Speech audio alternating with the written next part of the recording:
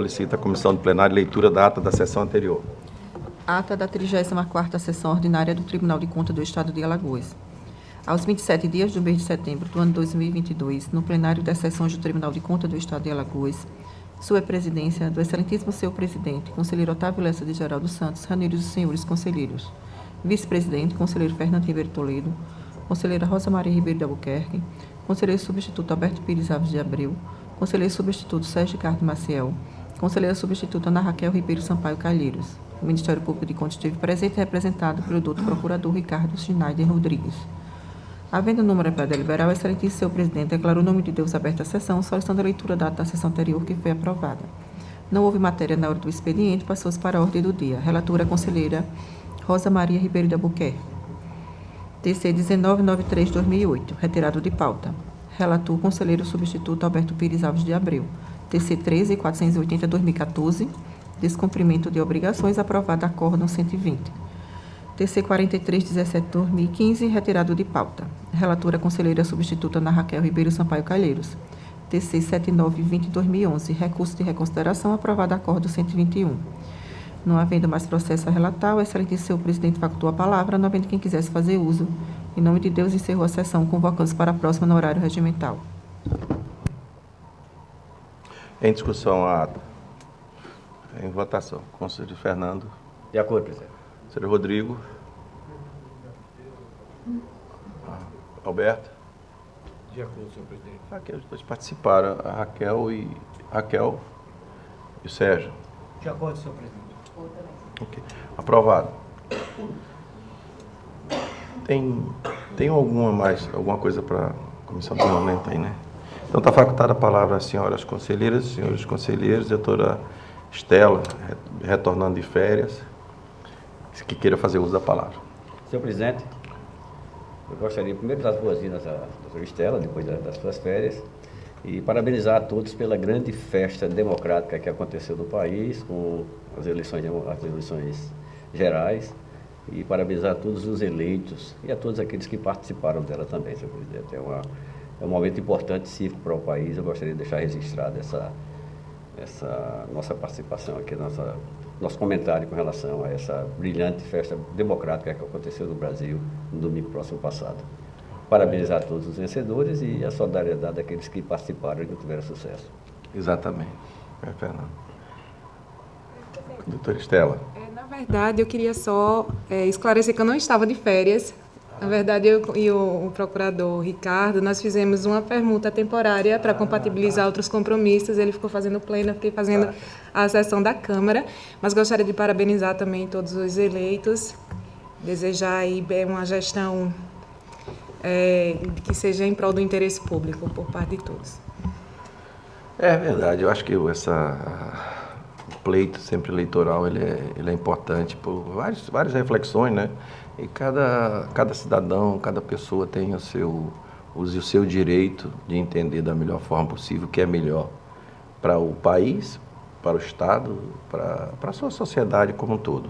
Queria também parabenizar a todos e dizer, usando as palavras do conselheiro Fernando, que eu acho que está todo mundo de parabéns. Obviamente quem perdeu fica triste, né? Mas é a forma, não dá para estar todo mundo no mesmo, né? Não dá. Mas de uma forma tranquila, ainda tem aí as arrumações de segundo turno, quem vai, quem fica, mas de um modo geral, eu acho que é um amadurecimento. Cada eleição é um amadurecimento para a sociedade e ela tem que se conscientizar que a sociedade, o povo não pode reclamar, ela tem o governo que merece. Se ela votou, ela tem, se não gostou, muda, se gostar, mantém. Eu acho que essa é a filosofia, essa é a democracia. Então, não tem mais quem queira fazer uso da palavra pela ordem, conselheiro Fernando. Eu estou com o processo para relatar nessa sessão, senhor presidente. Conselheiro Rodrigo. Presidente, na verdade, eu teria uma prestação de contas, uma devolução de vista, processo de relatoria originária do conselheiro Anselmo, mas fui informado que o mesmo não vai estar presente, de modo que eu fico impossibilitado de relatá-lo. É o processo é o 5190/2010. Conta aí do governo, presidente. Eu passo a relatar Vou tentar fazer uma leitura simplificada. O primeiro é o processo TC 5540/2009.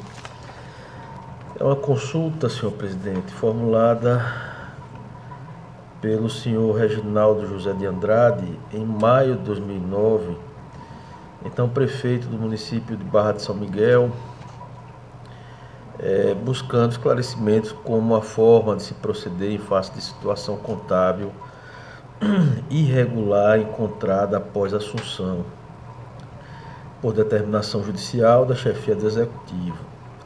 Os autos foram encaminhados pelo gabinete da presidência, posteriormente remetidos ao gabinete do então conselheiro Cícero Amédio. Na sequência, os autos foram à Procuradoria Jurídica, que observou versar sobre caso concreto, porém opinou pelo conhecimento da consulta diante da necessidade de chamar a atenção para a resolução de situações semelhantes que estavam ocorrendo na época.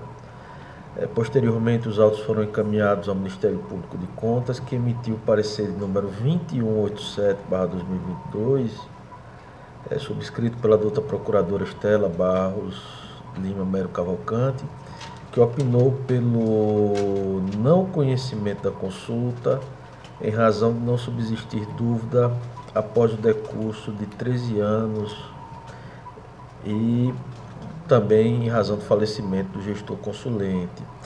Esse é o relatório, senhor presidente. Eu vou pedir vênia a Vossa Excelência, vou pedir vênia ao Ministério Público para entrar já no mérito.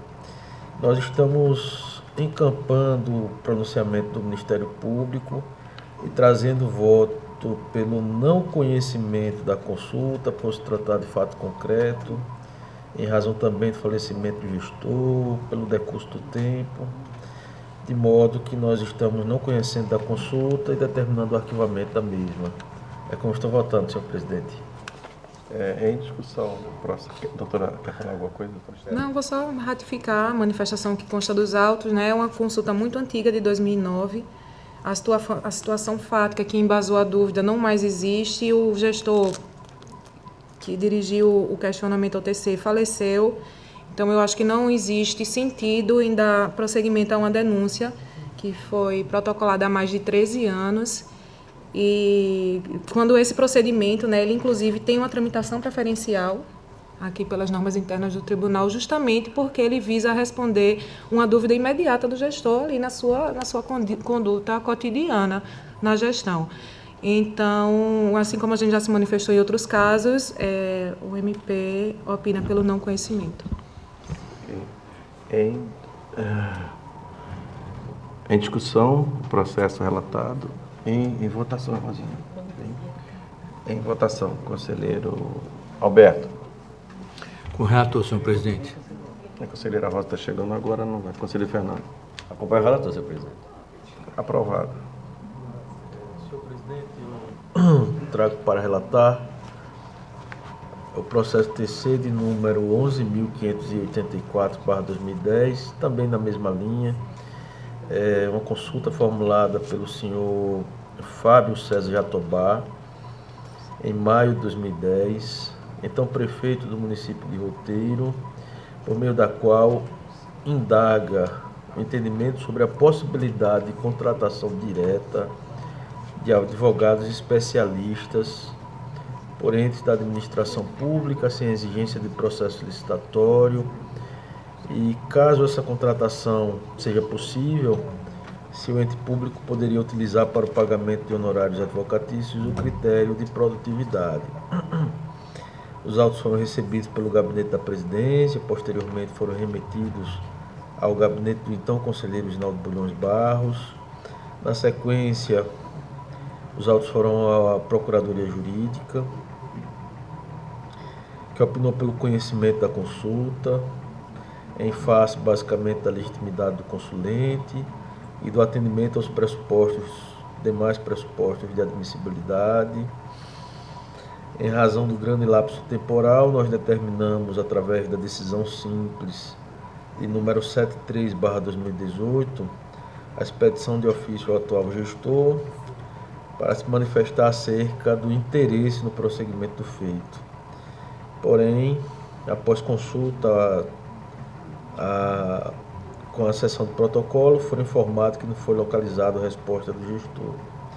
Os autos foram encaminhados ao Ministério Público de Contas, que por meio do parecer de número 2431/2022, subscrito pela procuradora Estela Mero Cavalcante, opinou pelo não conhecimento da consulta, em razão de não subsistir situação fática em seja dúvida após o decurso de mais de uma década, bem como após a alteração e não manifestação do atual gestor.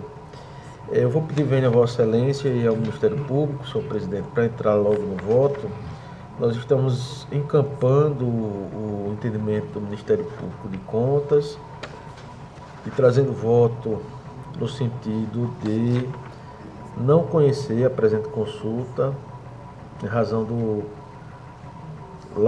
lapso temporal, o longo lapso temporal, pois traz em seu objeto caso concreto, indo encontra o requisito objetivo de admissibilidade constante do artigo 5º, inciso 10 do regimento interno dessa Corte, a fim de determinar o arquivamento do presente feito. Como eu estou votando, senhor presidente? Doutor Estela. No mesmo sentido do processo anterior, a manifestação pelo não conhecimento sobre os mesmos fundamentos, se tratando de uma consulta de 2010. Okay. Em discussão, o processo relatado pelo conselheiro Rodrigo. Em votação, conselheiro Alberto. Com o relator, senhor presidente. Conselheira Rosa. Também acompanho o relator, presidente. Fernando. Acompanho o relator, presidente. Aprovado, conselheira. Senhor presidente, minha pauta fica esgotada. Então, pela ordem, conselheira Rosa. Senhor presidente, senhora conselheira, senhores conselheiros, tenho a relatar, presidente, dois processos. Trata-se de um processo FUNCONTAS, que diz respeito à aplicação de multa em razão do não envio ou envio a destempo de documentos pelo gestor nos termos fixados na legislação de regência, conforme informações prestadas pelo FUNCONTAS. No processo em apreço, houve manifestação do Ministério Público de Contas, por meio do qual pugnou pela realização de diligência, nada tratando sobre a eventual incidência da prescrição.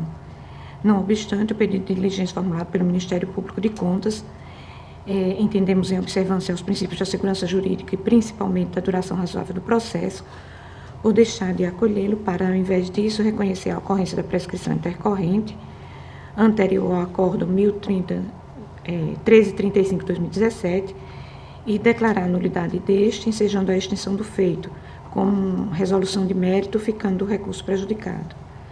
Neste sentido, e utilizando as atribuições a mim conferidas, voto pela nulidade do acordo número 1335/2017, em razão da incidência da prescrição intercorrente anterior ao julgado, consequentemente pelo arquivamento do processo respectivo, o que faço com fundamento nas disposições constantes dos artigos 48, inciso 2º da Lei Orgânica do TCE, AL, e artigo 207, inciso 2º do Regimento Interno, e no artigo 3º da Resolução Normativa número 01 de 2003. É como voto, presidente. Doutor Estela.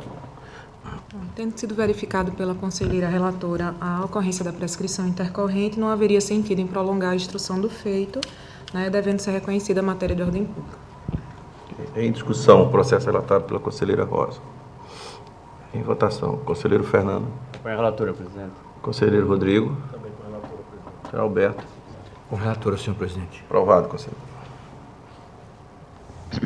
Tenho a relatar também, presidente, o processo de número 1993/2008. E o caso trazido nesta oportunidade diz respeito à análise das contas de governo do município de Marechal Deodoro relativas ao exercício financeiro 2007. No processo em apreço foram verificadas algumas irregularidades, as quais seriam capazes de ensejar a emissão de parecer prévio pela rejeição das contas, a saber, a ausência de documentação indispensável para o PPA e LDO, falta de planejamento orçamentário com arrecadação a menor do que havia sido previamente estabelecida, déficit orçamentário, descumprimento do limite mínimo de despesa com a educação, considerando que o exercício só houve destinação do equivalente a 24,58% da receita. Não foram registrados nos relatórios de gestão fiscal e nos relatórios resumidos de execução orçamentárias valores de despesas realizadas com pessoal do Legislativo Municipal, impossibilitando a verificação dos valores escriturados na folha 29 do processo de prestação de contas número 1993/2008, anexo 11, restando, pois, prejudicada esta análise, a ausência das informações relativas aos processos do Poder Legislativo. Ocorre que, não obstante as irregularidades verificadas, cumpre consignar que, a partir de uma pesquisa realizada na Rede Mundial de Computadores, revelou-se que o gestor, o senhor José Danilo Damaso de Almeida, faleceu no dia 30 do mês de abril de 2012, o que impossibilita não só a realização de novas diligências para a consecução de documentação faltante, mas principalmente o exercício do contraditório pelo gestor e a aplicação de eventual sanção contra o mesmo, de modo que não resta alternativa senão declarar as contas iliquidáveis. Neste sentido, e utilizando as atribuições a mim conferidas, voto no sentido de considerar iliquidáveis as contas de governo do senhor José Danilo Damaso de Almeida, gestor do município de Marechal Deodoro, relativo ao exercício financeiro 2007, em razão de seu falecimento e a impossibilidade de abertura de contraditório, com fulcro nos artigos 31, parágrafo 1º da Constituição Federal, de 88, artigo 36, caput da Constituição do Estado de Alagoas, de 89, e ainda nos artigos 1º, inciso 1º, 32 e 34, primeira parte, combinado com o 94 da Lei Estadual número 5.604 de 94, a Lei Orgânica deste Tribunal. Remeter a cópia do parecer prévio à Câmara Municipal de Marechal Deodoro para as medidas de sua competência, solicitar à Câmara de Vereadores que remeta a esta Igreja Corte o resultado do julgamento das contas anuais de exercício 2007, conforme determina o artigo 160 do Regimento Interno, inclusive com a remessa da ata da sessão de julgado da Câmara e da publicidade necessária, conforme o artigo 48 da Lei Complementar número 101 de 2000. Após a juntada da certidão, da qual trata a letra C, remeter os autos à Diretoria de Coordenação dos Técnicos ou para o setor equivalente, para que venha a ser designado pela douta presidência do Tribunal para a ciência, registro de praxe e demais providências, assim como que permaneçam em arquivo provisório até que ocorra o transcurso do prazo preconizado no artigo 213, inciso 6º, combinado com o artigo 249, caput, ambos do regimento interno, quando deverão os mesmos ser encaminhados para o arquivo definitivo. E publicar a presente decisão no Diário Oficial Eletrônico deste Tribunal, em atendimento ao disposto nos artigos 3º, 4º e 5º da Lei Estadual 7300 de 2011. É como voto, presidente. O Ministério Público se manifestou no processo apenas em 2015, no sentido de pedir a manifestação da auditoria, que na época ainda exercia essa atribuição de emitir parecer em contas. A gente verifica que é um processo referente ao exercício 2007, né, que não teve a sua instrução concluída, e ele se incluiria, inclusive, no artigo 1º da Resolução Normativa 3 de 2022, só não há sentido em dar continuidade, principalmente diante da informação trazida pela conselheira de falecimento do gestor responsável. Em discussão, o processo relatado pela conselheira Rosa. Conselheiro Rodrigo. Eu só levantar uma questão de ordem, que foi tocada pelo Ministério Público de Contas também, com relação à necessidade de aplicação da Resolução Normativa número 3/2022. Por se tratar de contas muito antigas, né, se enquadraria, portanto, no artigo 1º, processos que ingressaram nessa Corte de Contas há mais de 5 anos e que não estão aptos a julgamento. Nesse caso, falta o contraditório, ampla defesa, e esse contraditório e ampla defesa impossibilitado em razão do falecimento do gestor, né? Pode até parecer preciosismo da minha parte, porque a gente a eminente relatora está trazendo voto pelo arquivamento em razão das contas iliquidáveis, mas a minha preocupação é exatamente o efeito amplificador disso daí, né? A gente tem nas câmaras ainda uma vazão muito grande de processos com mais de 5 anos sendo julgados, e eu acho que a gente precisa de repente discutir melhor esse normativo, a aplicação do normativo, para fazer com que ele efetivamente seja cumprido, né, em sua integralidade. E para ser cumprido em sua integralidade, os autos deveriam, com a devida vênia, retornar ao gabinete da conselheira para que pudesse ser feito o arquivamento de forma monocrática, senhor presidente. Então, é questão de ordem, uma preliminar, em que eu estou antecipando meu voto. Caso a preliminar não seja acolhida, eu acompanho o voto da relatora. Conselheira Rosa. Presidente, essa resolução é bastante recente, o gabinete ainda está em análise e se adequando, mas levando-se em conta o princípio da colegialidade, eu acredito que não há prejuízo se nós trouxemos e deliberemos neste momento, e os demais processos que tratam destas mesmas situações, nós vamos ter uma observância mais acurada para que possamos aplicar um sistema mais célere.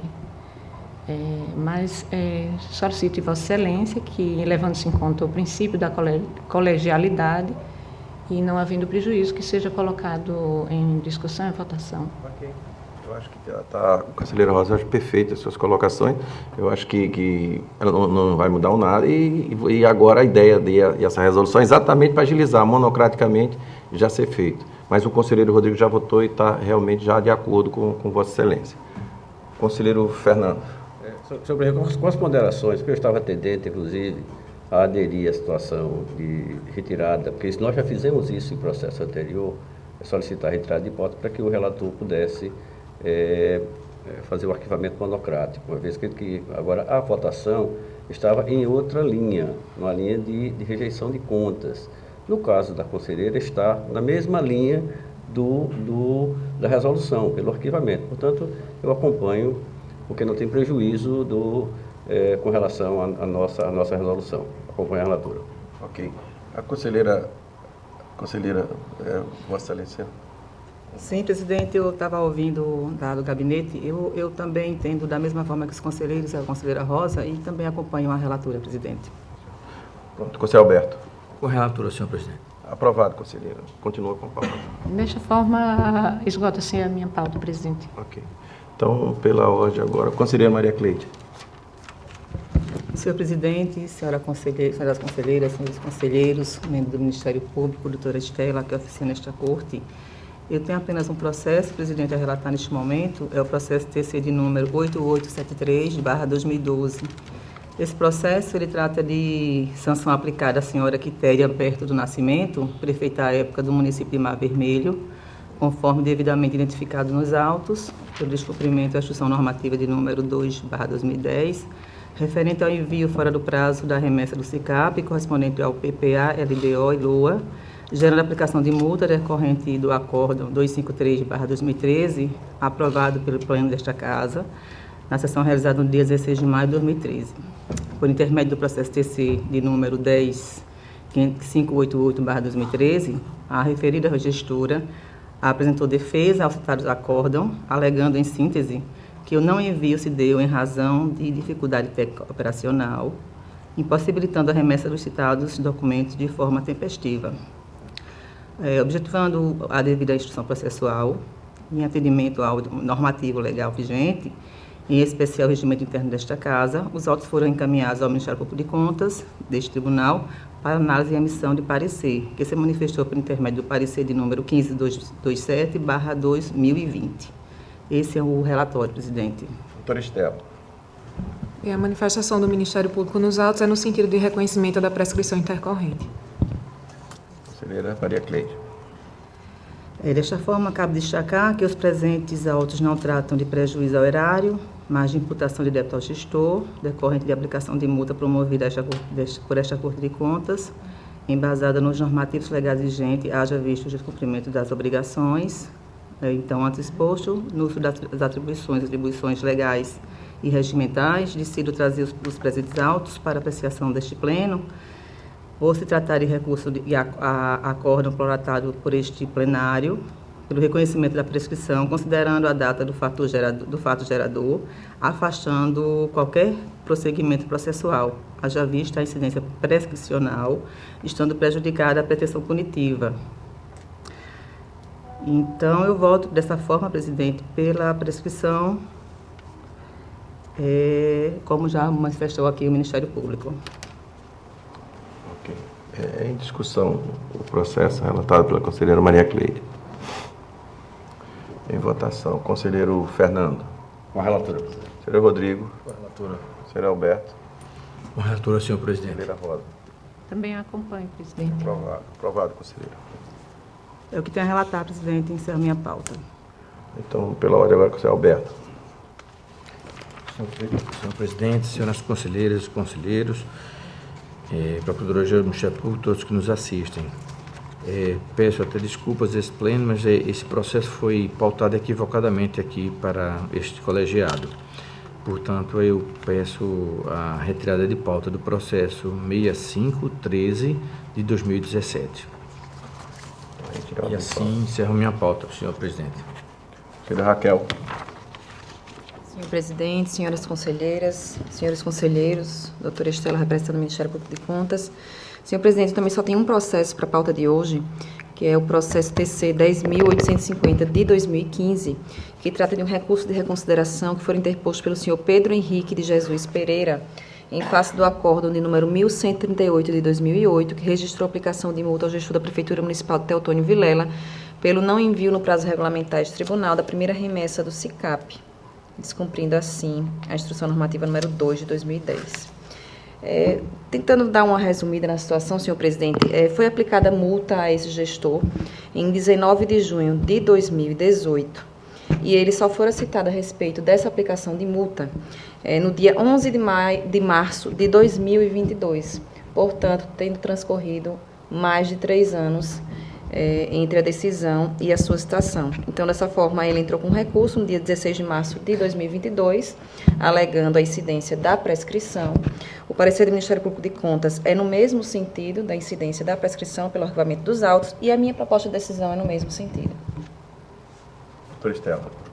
Eu reitero o parecer que consta dos autos no sentido do reconhecimento da prescrição intercorrente. Ok. Em discussão, o processo relatado pela conselheira Ana Raquel. Em votação, conselheira Rosa. Acompanho a relatora, presidente. Maria Cleide. Acompanho a relatora, presidente. Conselheiro Fernando. Com a relatora, presidente. Conselheiro Rodrigo. Presidente. Conselheiro Alberto. Com relatora, senhor presidente. Aprovado. Finalizada a minha Tem pauta, isso. senhor presidente. Conselheiro Sérgio. Não tem o processo a relatar, senhor presidente. Não tendo mais processo a relatar, fica facultada a palavra às senhoras conselheiras, senhores conselheiros e a doutora Estela, representando aqui o Ministério Público. Não tendo quem queira fazer uso da palavra, em nome de Deus, declaro encerrada a sessão, convocando para a próxima terça-feira, no horário regimental.